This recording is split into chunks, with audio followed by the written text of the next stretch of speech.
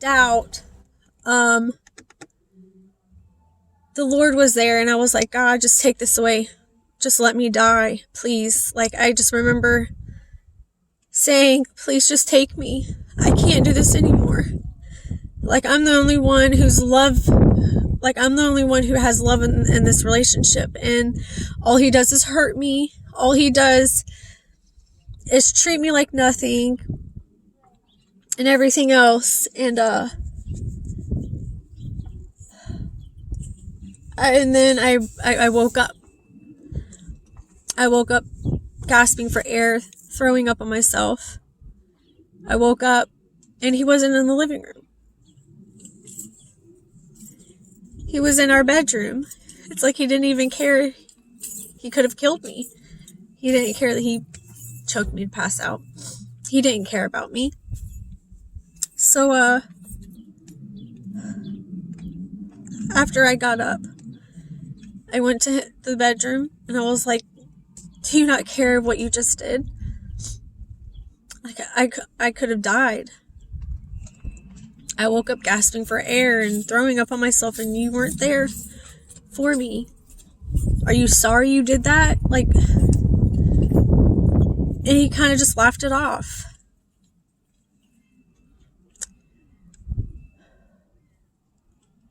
And in that night, I thank the Lord that he saved my life, because I really wanted to die.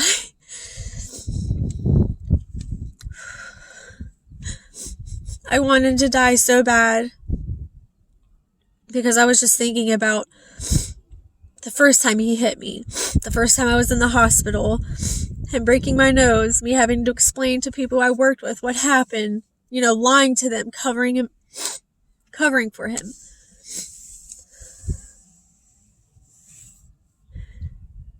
But that night I knew he didn't love me.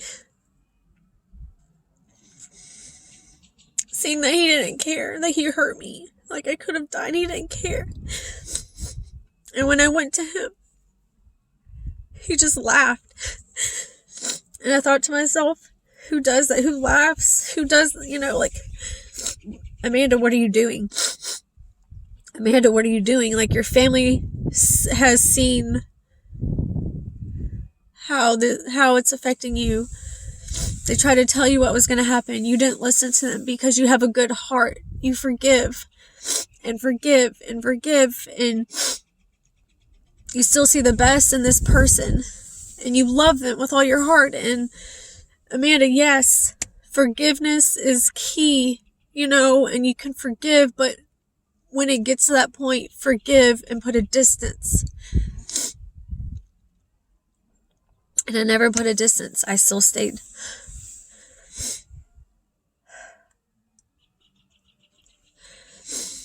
It wasn't until that one day at my job that I was working on base,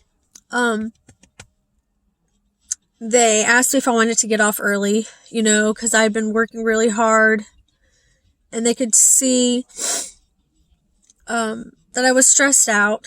They could see, I was just, my body had enough. So they said, hey, do you want to leave early today? Try to get home and rest a little bit. And I took it. I said, yes, like, thank you. Like, I really need this. Like, I didn't tell them what happened or anything, but they could just tell that I wasn't who I was at that time. Thank God, thank you, Jesus, that I did leave early that day and didn't say, oh no, it's okay, I'll stay. Because that day, as I was pulling into our road, a little bit a ways from where we lived, I saw him in his car. I was driving our van. We had two vehicles. I saw him in his car with another girl. Someone who was really younger than me. Someone who I thought was prettier than me. But it was someone he knew.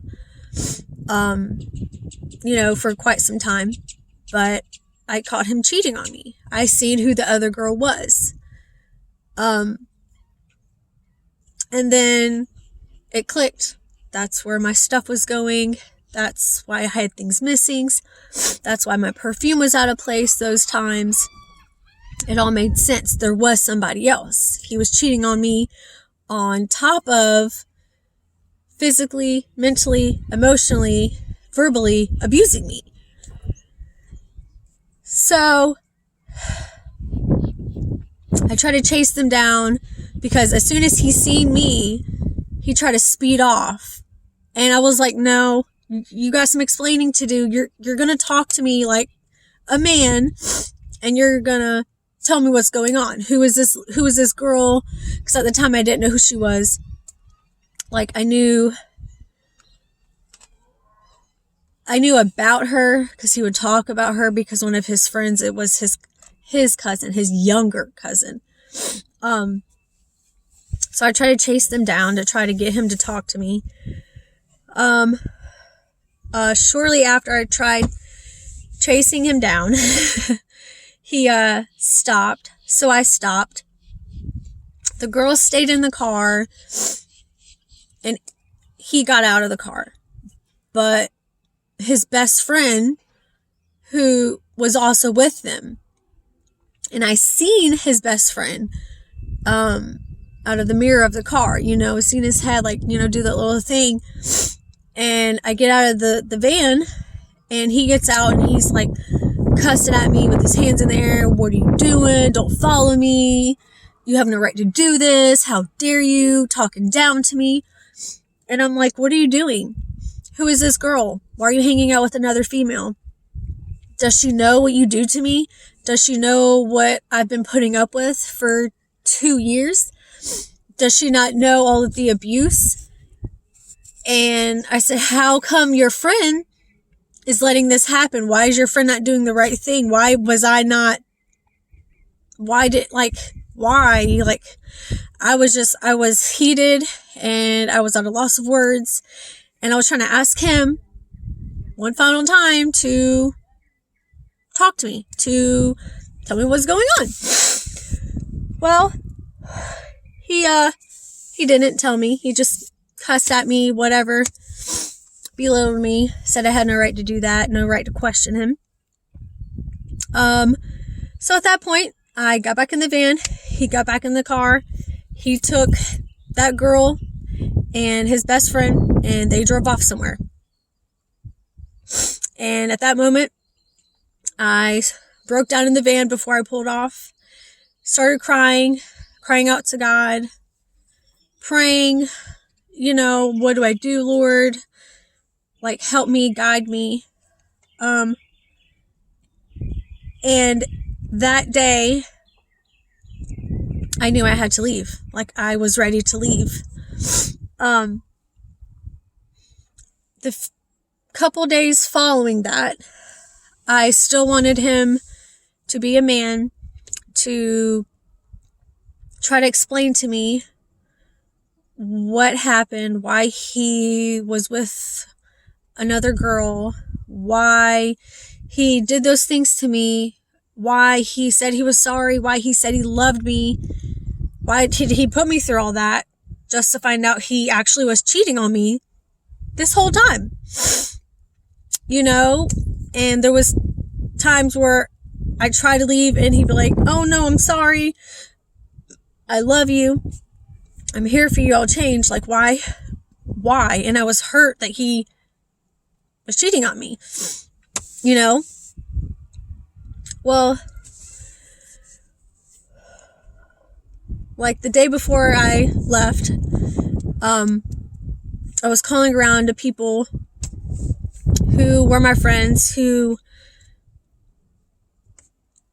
said, hey, if you ever need anything, just call me, I'm a call away. So I tried. The first person I called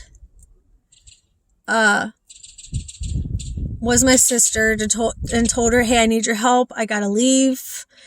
I don't want to take this vehicle. I don't want anything. I just want to grab what I can of my clothes, my stuff, and leave. Well, the person she contacted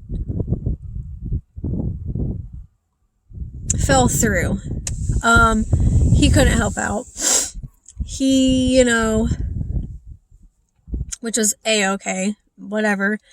And then I contacted somebody else, and that person offered to help, but something didn't sit right with me. So I was like, you know what? I got this. I'll handle it. Just talk to me, keep telling me I'm doing the right thing, that sort of stuff. So the day came, and I called out of work that day, and I let them know I wasn't coming back. I let them know that what I was going through, I lied to them when they seen my nose broken, busted, bruised, all that stuff. I let them know I was in an abusive relationship and I was leaving. I wasn't coming back. I wasn't going back to that job. I was going back home. They were upset, but you know what? That is A-okay. I didn't really care about that at that point. I just cared about my life and getting out. So I grabbed what I could, my clothes. I grabbed, whatever memory box stuff I had. I left our dog there because I knew if I brought the dog with me, I wouldn't have a place for it, and I didn't want to put the dog through that, I knew I couldn't take care of it. So I just grabbed what I could, put it in the van, and I called his parents to let them know, hey, I'm leaving. I will bring back the vehicle when I get where I'm going. I'll drop it off. And at that time, his mom was like, no, you know what? We'll work it out. You can make payments on it, da-da-da-da-da. Just get somewhere safe. So that's what I did. I left. Enough was enough. Seeing him with somebody else, and thank God I did. I thank the Lord for saving me that night. I thank the Lord for saving me those times I was in the hospital, for saving me when I jumped out of the car, for being there with me along the way. I thank God for having his angels charged over me. Because I know if it wasn't for him, I would have died. I wouldn't be here right now. I wouldn't have my amazing babies. I wouldn't be a mom of 4. I wouldn't be here today to try to help others in the same situation I was in, to share my experience, to counsel them, and to be there for, those who need the help. I want to be married to my husband, who I'm so thankful for. I just, none of this would exist. God is amazing. And there's nothing he can't do.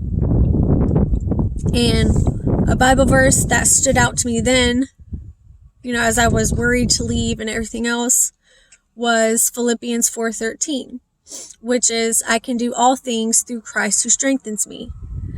And that Bible verse alone is what I held on to. Even though I was scared and I was worried about where I would live, what would happen to me, what would happen to my belongings, even though I didn't have much, I knew that with the Lord on my side, it didn't matter. I was going to make it. He brought me this far with everything going on in my life. I'm going to make it. So, for those of you who are going through a domestic situation, whether it just be verbal mental, emotional, or all of it with physical abuse, you can leave. You can walk away. Not gonna lie, it will be hard and it will be tough. But you know what? There is always gonna be somebody on your side. And that man is Jesus Christ. It doesn't matter what you've done. It doesn't matter. It just doesn't matter. You call out to him. He's got you. Even when you don't call out to him, things work his way. And he saves you. He's got you each and every time. So don't you worry. No, it's not your fault. No, you don't deserve it. Know that you are beautiful. Know that you are loved. Know that you are worth it. Know that you deserve the right amount of... You deserve everything. You deserve it. You don't deserve to be going through what you're going through. You can make it, and you will make it. The first thing that you have to do is to make that choice to walk away. God has been there for me no matter what. It didn't matter if I went to church or not. It didn't matter if I drank or not. It didn't matter if whatever I was doing, he still was there for me. He pulled me out. He helped me. He saved his child. Even when I asked him to let me die, he said no and woke me up. Just know that he can do the same thing for you. And he will each and every time. He will. He is a forgiving God. He is a merciful God. He's a loving God. He's a kind God. And he's got you no matter what.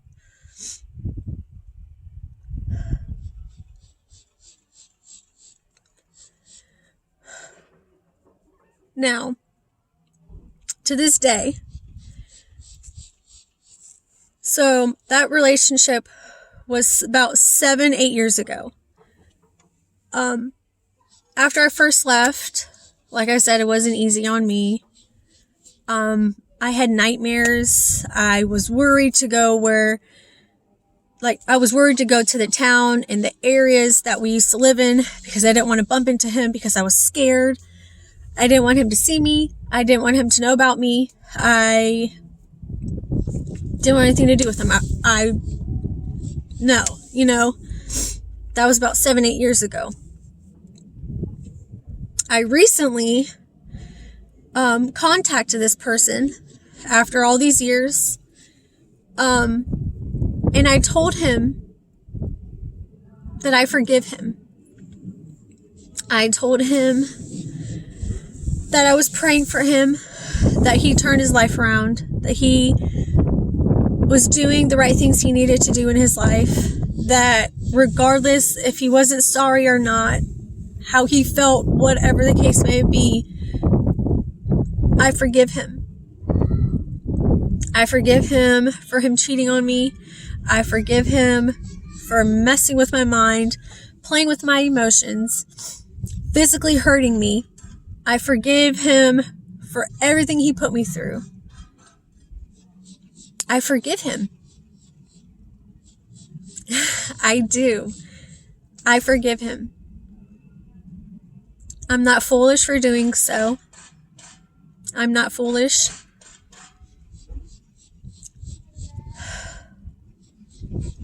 Because yes, what he did was highly wrong. And I should not have dealt with it. As long as I did, I should not have dealt with it at all.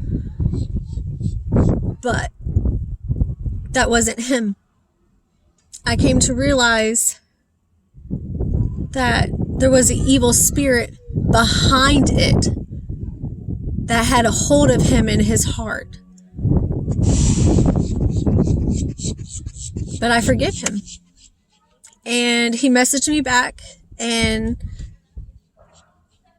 he said it meant a lot to hear that, that he gave up his drinking, he gave up his drugs, he was starting to get his life back on track, and that's what he needed, was to know that I forgive him, because he said what he did was inexcusable, and it was. I didn't deserve any of that. None of that. But that's what him and I both needed, is to know that there was forgiveness there. Regardless who said it, whatever the case may have been, that was what was needed. And I truly forgive him. I forgive you. Like I said, I forgive you. And I pray to God that your life is falling into the right place and you're doing the right things. And you don't put anybody else in that same situation, do the same things to anybody else. I pray for you.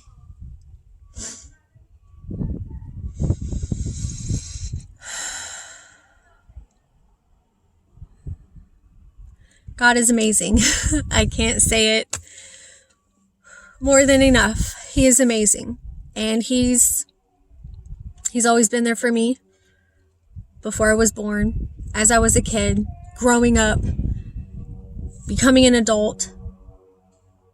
To this day, God is amazing. And he's never going to leave my side. He will never leave your side. He will always be there for you. And that is one thing that you can hold on to, especially in these days that we are in. And know that the Lord means what he says. He keeps his promises. You stand on his word. You don't back down or back away from it. He loves you, and he's got you no matter what. No matter what. You are loved. You are worthy. You do deserve joyfulness. You can't get that stuff or the things that we need through the world. You don't get it through the world. All that stuff, everything is temporary. But when you accept Jesus Christ, when you repent your ways, when you ask for forgiveness, you will have the best thing anybody could ever imagine, anybody could ever think of. You get to have a eternal life. You go to heaven instead of going to hell. And that alone, I'm thankful for. I'm thankful to be a child of God. I'm just thankful.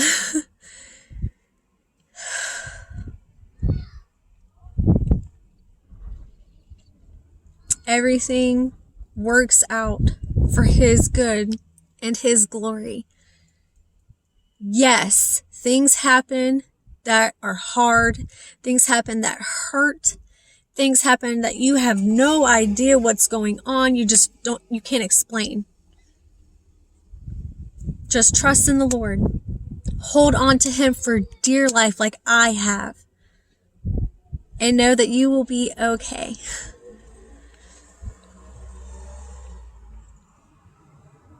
Everything is going to be just fine.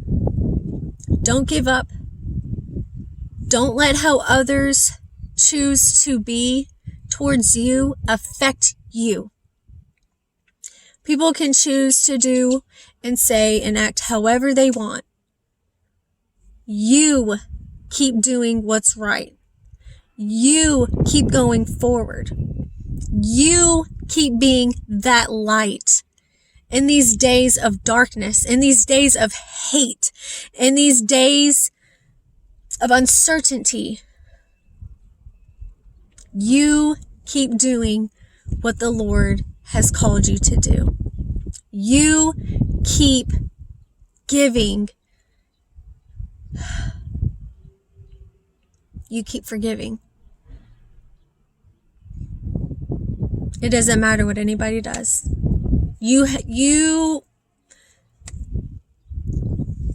When we die, when we pass away from earth, we will not have to explain what anybody else in this world has done, why they've done what they've done. We can only explain, and we are held accountable for what we do. So if you have a good heart, I know firsthand how hard it is to have a good heart in this world when the devil keeps trying you and people keep hurting your feelings and bad things keep happening. But when you have a good heart, you hold on to it. You keep letting it shine and know that it's all